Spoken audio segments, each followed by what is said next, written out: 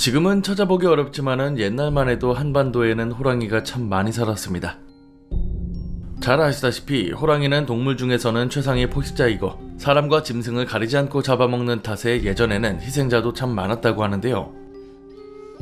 최근 공포학과 학생 한 분이 창귀에 대해 자세히 알려달라는 요청이 있었습니다. 제가 초창기 때 창귀 관련 이야기를 하나 들려드린 적이 있었는데 오늘은 창귀가 대체 무슨 귀신이며 왜 현대인 지금까지 내려져 오는지 소개해드리려고 합니다. 가시죠. 한자 문화권인 동아시아에서는 옛부터 호랑이가 서식했으며 사람을 사냥하여 피해를 주는 사례가 잦았습니다. 이를 두고 호랑이에게 당하는 화, 호환이라고 불렀으며 우리가 이따금씩 듣는 천연두를 뜻하는 호환마마라는 단어도 여기서 파생한 것이죠. 호랑이는 다른 동물들과 달리 사람을 무서워하지도 않고 되려 사냥하는 동물이었으며 지금의 교통사고보다 많은 게 호랑이에게 잡아먹히는 거라고 할 정도였죠. 그렇다 보니 사람들에게는 호랑이라는 존재 자체가 공포의 대상이 될 수밖에 없었습니다. 호랑이는 영적인 존재라고 생각하고 신격화하게 되었으며 산을 지키고 다스린다고 하여 그 산에 사는 호랑이를 산군이라고도 불렀죠. 그리고 오늘 배워볼 창귀는 호랑이에게 잡아먹힌 사람의 원혼을 뜻하며 호랑이가 서식했던 중국과 한국에서만 창귀라는 존재를 찾아볼 수 있습니다. 창귀는 귀신의 이름을 뜻하긴 하지만 호랑이에게 죽임을 당한 사람이 호랑이 곁에 머물며 다른 사람을 홀려 자신처럼 죽게 만드는 악귀 중의 악귀를 말합니다. 민간에는 여러 속설이 있는데 창귀가 승천하기 위해서는 자신의 자리를 대체할 희생양이 필요하고 이 때문에 사람을 홀린다고 알려져 있습니다. 하지만 영험한 호랑이가 사람의 영혼을 복종시키고 자신이 원하는 대로 부리는 것이며 먹이를 찾아오게끔 시킨다고도 전해져 옵니다. 중국 명나라의 문인이 지은 기록서를 보면 세상에 전하는 말에 호랑이에게 물려 죽은 사람은 혼이 떠나지 못하고 호랑이의 노예가 되어 섬긴다고 하는데 이를 창귀라고 부른다. 창귀는 호랑이가 먹이를 구하러 갈 때 호랑이의 길을 안내한다 라는 대목이 있습니다. 창귀의 종류 또한 다양한데요. 호랑이가 사람을 얼마나 잡아먹었는가에 따라서 창귀의 속성도 달라집니다. 호랑이가 처음 사람을 먹으면 희생자는 굴각이 되어 범의 겨드랑이에 붙어 살며 굴각이 남의 집 소뚜껑을 핥으면 그 집에 사는 남자가 배가 고파지기 시작하고 아내에게 밥을 지으라고 하는데 이때 부엌으로 나온 아내를 호랑이가 잡아먹습니다. 호랑이가 두 사람을 잡아먹으면 희생자는 이올이라는 창귀가 되고 광대뼈에 붙어 살며 사냥꾼들이 설치한 함정들을 제거하는 역할을 한다고 하죠. 세 번째 사람을 잡아먹으면 육혼이라고 하여 호랑이 턱에 붙어 살고 평소 자신이 알고 있는 모든 사람의 이름을 불러 호랑이가 먹게 한다고 합니다. 이 내용은 조선 후기 실학자 박지원이 쓴 열하일기에 실린 호질의 한 대목인데요. 호랑이가 세 번째 사람을 잡아먹을 때 벌어지는 일들이 너무 끔찍하고 섬뜩하다고 하죠. 제가 예전에 소개해드린 이야기 또한 이 단계의 일을 담고 있는데 간단히 정리해봤습니다. 2년 전에 먼 곳으로 시집을 가게 된 누이가 오랜만에 집에 온다고 연통을 보냈습니다. 누이를 볼 생각에 들떠있던 남동생이 오매불망 누이를 기다리고 있는데 아무리 시간이 지나도 누이는 오지 않았고 해가 완전히 져버리게 되죠.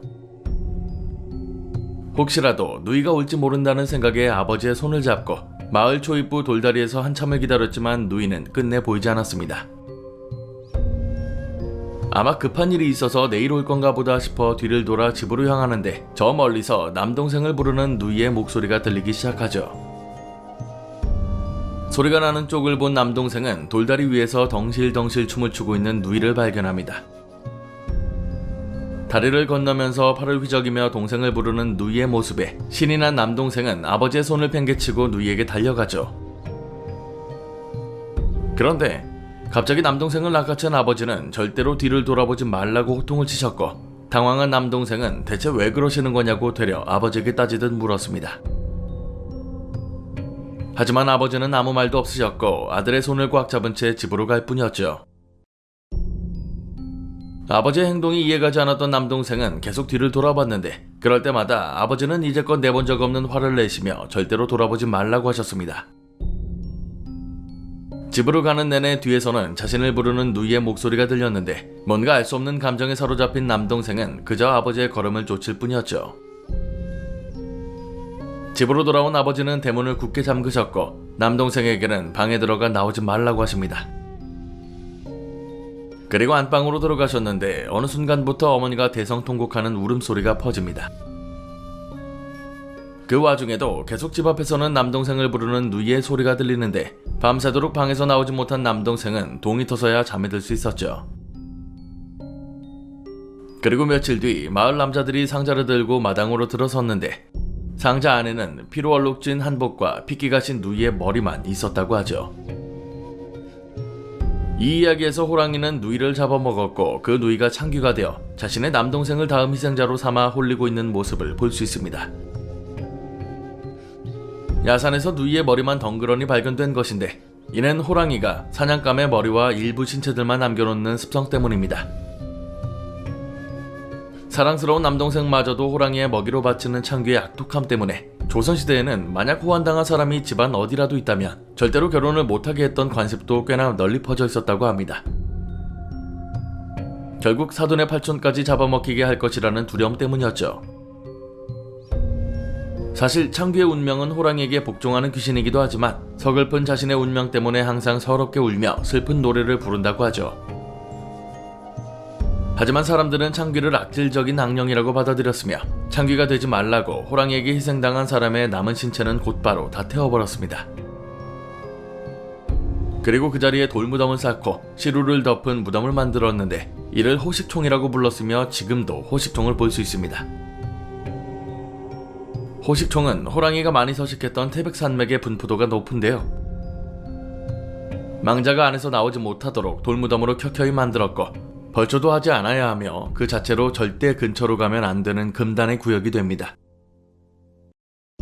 또한 호랑이에게 희생당한 사람의 일가 친척들 또한 곧바로 인연을 끊어야 하죠. 물론 이렇게까지 한다고 한들 창귀가 사라지지는 않는다고 하는데요.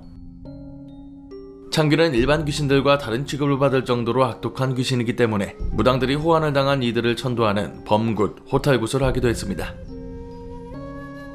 물감으로 한지에 호랑이의 머리와 몸통을 그려 넣고 무당이 그걸 뒤집어 쓰고 호랑이처럼 춤을 추며 창귀의 넋을 기리는 것이죠. 또 호환을 예방하는 차원에서 산 중턱에 소의 머리를 묻어두어 호랑이에게 대접했으며 3년에 한 번씩 구슬하여 죽은 자와 산자들의 안녕을 기원하게 됩니다. 경상북도 영일군에서는 지금도 범굿을 지내고 있죠. 조선중기 수필집 용제총화에 보면은 이와 비슷한 사례가 있는데요. 어느 날 만취한 채 산으로 들어간 청년 둘이 날이 밝아도 돌아오지 않았다고 합니다. 결국 사람들이 찾으러 갔는데 호식총 근처에서 청년들의 시신이 발견됐고 몸 군데군데 핥혀진 상처가 나있고 몸에 피가 한 방울도 남아있지 않았다고 합니다. 사람들은 의논 끝에 호식총을 태웠는데 불에 탈 때 아이와 고양이들의 우는 소리가 들렸고 마을 사람들은 공포에 떨며 마을을 버렸고 다른 곳으로 떠났다고 하죠. 성인이 호랑이에게 잡아먹히기도 하지만 아이들이 먹히는 경우도 꽤 있었다고 하는데요. 아이가 죽었다고 한들 역시나 창귀가 되어 사람들에게 해를 가한다고 전해져 옵니다. 특히 어린아이가 창귀가 되면은 순수 악만 가지고 있어서 퇴치하는 게 불가능하다고 하죠. 또 다른 괴담들을 보면 한 중년의 여성이 방금 잡은 소고기를 들고 집으로 가고 있는데 안악은 처음은 그러려냐 하고 다시 길을 갔는데 갑자기 허리쯤에서 묵직한 느낌이 느껴졌고 어디선가 뭔가를 핥는 듯한 소리가 들렸다고 하죠. 이상한 생각에 안악이 고개를 돌리자 그녀의 허리에 봉두 난발의 아이가 매달려 고개에서 나오는 피를 핥고 있었고 안악은 그대로 기절해서 며칠 뒤 병으로 죽었다고 합니다. 오늘 이렇게 창귀에 대해 자세히 알아봤는데요. 보통 우리가 아는 귀신이라고 하면 적어도 가족은 건들지 않습니다. 근데 창귀는 기본 디폴트 값이 자신의 일가족, 친척들을 희생양으로 삼는 게 섬뜩하네요. 죽어서도 호랑이에게 복종하는 게 딱하긴 하지만 말입니다. 지금도 창귀와 관련한 대중문화 콘텐츠들은 계속 생산되고 있긴 합니다. 그만큼 당시에는 삶에 큰 비중을 차지할 정도로 영향력이 크다는 것이죠. 고려시대만 해도 창귀라는 것이 크게 다뤄지지 않았고 호랑이 자체도 삶의 일부라고 생각해서 직접 사냥하는 사례가 많지는 않았습니다. 다만 조선시대에는 호랑이를 잡는 전문 사냥꾼 척후갑사도 있었죠. 지금은 한반도에서 호랑이를 찾아볼 수 없지만 개인적으로는 창규에게 당할 일은 없어서 그나마 낫긴 하네요. 오늘 강의는 여기까지입니다. 재밌게 봐주셨다면 공포학과의 수강 신청 부탁드립니다. 공포학과 M교수였습니다.